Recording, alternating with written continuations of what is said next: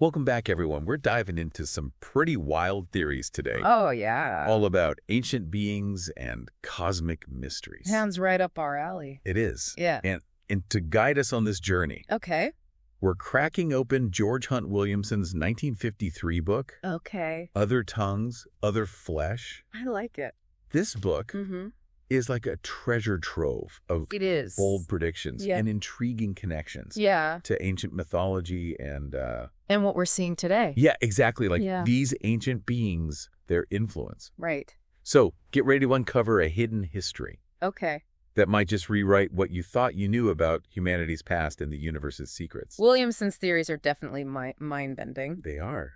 But he starts with this idea of a great influx of universal truth, Okay. beginning in the late 1800s. So like the Victorian era. Yeah, right around then. Right. Marked by new inventions, new theories, Right. and even visits from beings beyond our world. He even mentions this pretty fascinating account Oh, in yeah. the Chicago Record in 1897. I remember reading that one. Yeah, about this strange airship sighting over Kansas City. Thousands of people saw this thing. They did. Thousands of people supposedly saw. Yeah, a mystical black object. With red light. Yeah, it was hovering around. Yeah, and then just sipped off into space. Gone. Just like that. Could this have been one of the first documented encounters He thought so. with extraterrestrial beings? Williamson definitely believed it.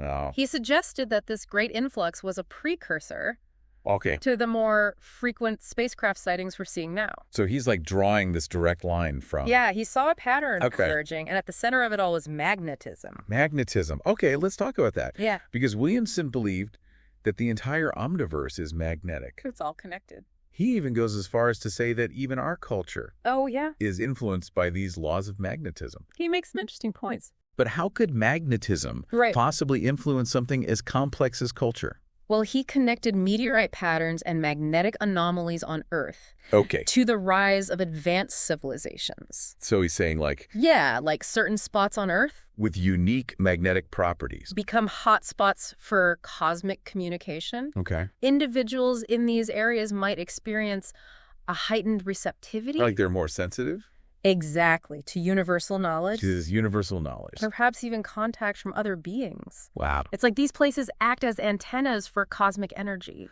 Fascinating. So he's suggesting that certain geographic locations Mm-hmm. could be more conducive to spiritual growth Yes. and technological advancements. And, And he connects that to these ancient beings. he does. He even talks about Mu, Mu, right? The Yeah. legendary lost continent. often associated with Lemuria, Yeah. a hub of advanced knowledge and spirituality. Mhm. And get this, What? he predicts that it will rise again Rise again. from the Pacific Ocean during the age of Aquarius. Wait, so this lost continent of Mu is submerged Somewhere out there. somewhere in the Pacific, just waiting for the right moment Exactly. to resurface. Yeah. That's a bold claim. Williamson was full of them. He was.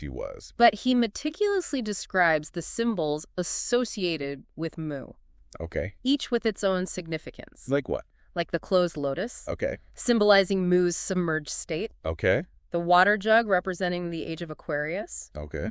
and the 3 bars representing the 3 stages of Mu's original emergence. So these symbols, according to Williamson, Offer a glimpse into Mu's history and its future reemergence. it's like a hidden code waiting to be deciphered. Exactly. These symbols become a bridge between our world A connection. and this ancient advanced civilization. Williamson seemed drawn to symbolism. Yeah, it did. Like, for instance, Yeah. he interprets the biblical figure Lucifer as a representation of a destroyed planet, Really? Maldek, Which is now believed to be the asteroid belt. the asteroid belt. Okay. He draws upon a passage from Isaiah 14, Okay. which describes the fall of Lucifer from heaven. Right? He connects this fall to a planet's destruction Wow. and suggests that Maldek's demise caused major upheavals on Mars.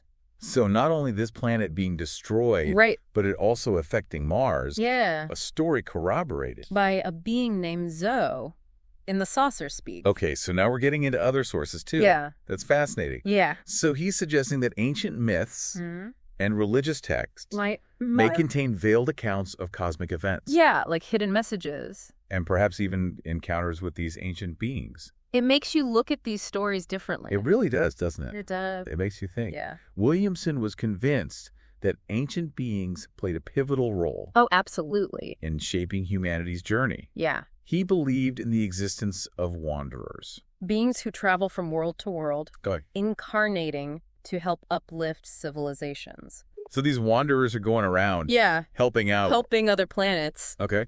He theorized that these wanderers were sent to Earth, Specifically, perhaps as early as the Miocene epoch, millions of years ago, millions of years ago. to guide our spiritual evolution. That's a long time. That is a long time. What evidence? What evidence did he offer? What evidence did he offer? Did he offer to support this? He pointed to a phrase Okay. from the saucers speak. Okay. To the apples we sought we return, Was. as a reference to these wanderers being planted on Earth So he's essentially suggesting that these wanderers were strategically placed here to help us evolve. to help us evolve, and that maybe Yeah. some of us listening right now Could be wanderers. could be these wanderers carrying a Wow. forgotten mission to help humanity. It's a thought-provoking idea. It is a captivating thought. And Williamson goes further, He does. suggesting that these wanderers, along with benevolent space visitors, Okay. are members of an order called the Knights of the Solar Cross. Knights of the Solar Cross. Their mission to guide humanity toward enlightenment Okay. and help us reunite with the interplanetary brotherhood. So a cosmic order working behind the scenes A hidden hand to nudge us toward a greater understanding guiding us. of ourselves and the universe. Exactly. And where does Earth fit into all of this? Well, Williamson described the symbol of this order Okay. as 12 planets enveloped in their resonating electromagnetic fields, Okay. or RMFs. RMFs. Got it. Earth's field is depicted as dark, Okay. signifying its separation from the interplanetary brotherhood. So we're like The black sheep. the black sheep of the solar system. Yeah. But a separation he believed wouldn't last forever? He had hope He did. that we would rejoin the fold. It sounds like Williamson believed we're on the cusp of a major shift, A big one. a reintegration with the cosmic community. Yeah.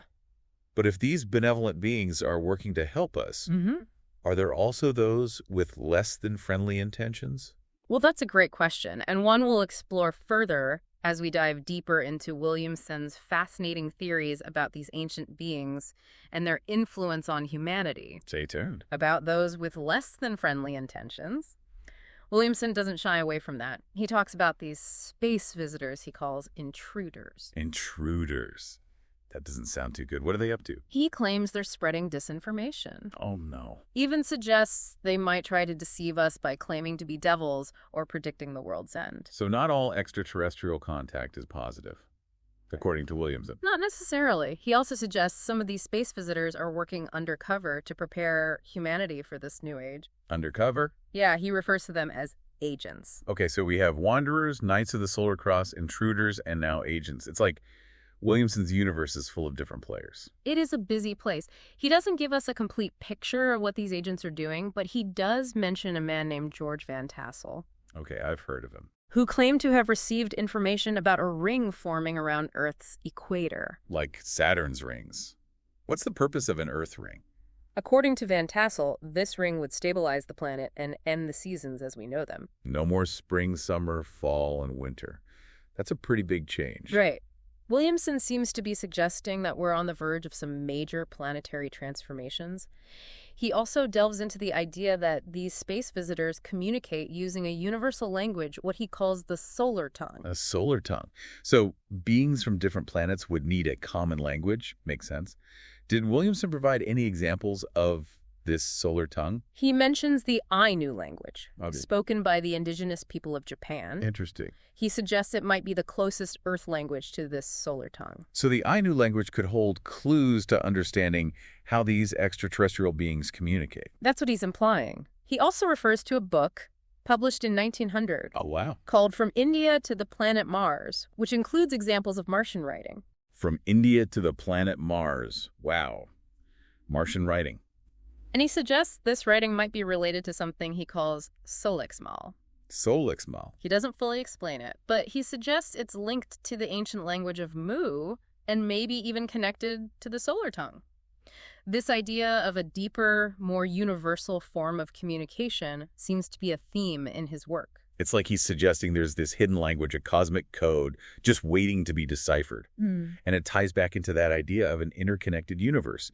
information and energy flowing between planets and beings. And he even proposes that some people on Earth today might be more receptive to this cosmic communication, Okay. possibly descendants of these ancient beings, or maybe even wanderers themselves. He calls them the remnant. Remnant, so a group of people carrying that torch of ancient wisdom and cosmic connection.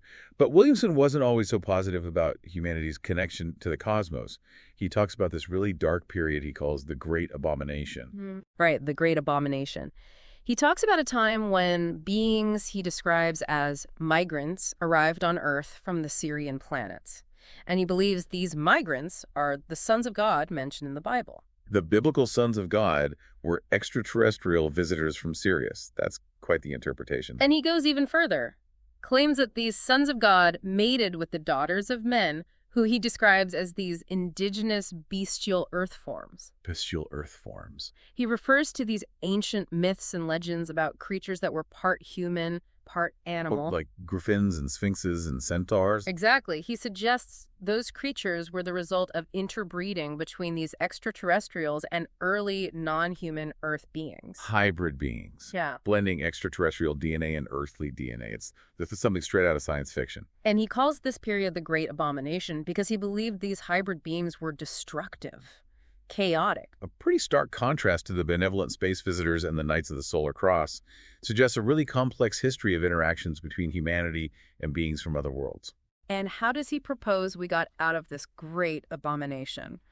Well, he describes this massive catastrophe, a cleansing by fire and flood that wiped out these, as he calls them, monsters and anomalies. He believes this event reshaped humanity into the form we know today. So like a cosmic reset button, that's intense. It seems Williamson sees this pattern of destruction and renewal throughout history. He does, both on Earth and in the cosmos. He even connects the biblical flood to the destruction of the planet Maldek. So he's saying that debris from Maldek's destruction caused massive floods and other catastrophes on Earth. Yes. And he also draws a connection between Maldek and the concept of fallen angels. Not as celestial beings, but as the inhabitants of Maldek, cast down because of their planet's destruction. Another reinterpretation of a classic biblical story. Williamson's theories really challenge how we understand history, religion, and the universe itself. They do, and they raise more questions than they answer. But maybe that's the point. So it seems like Williamson was really trying to connect these ancient myths and religious texts with, like, modern UFO sightings. He was looking for a bigger picture. Trying to find, like, a hidden message about humanity's place in the cosmos. He saw symbolism everywhere. He did. Even interpreted the prophet Ezekiel's vision of wheels within wheels as a description of flying saucers. Ezekiel wasn't seeing a divine chariot. Not according to Williamson. But an alien spacecraft? That's a bold interpretation. He believed those ancient texts are filled with accounts of things that could easily be interpreted as spacecraft. Makes you look at those stories with a fresh perspective. Yeah, like maybe they weren't just making things up. Exactly. He really challenges the idea that we're alone in the universe. Probably not. And that our history is as straightforward as we might think. A lot more going on behind the scenes. I think he did that work.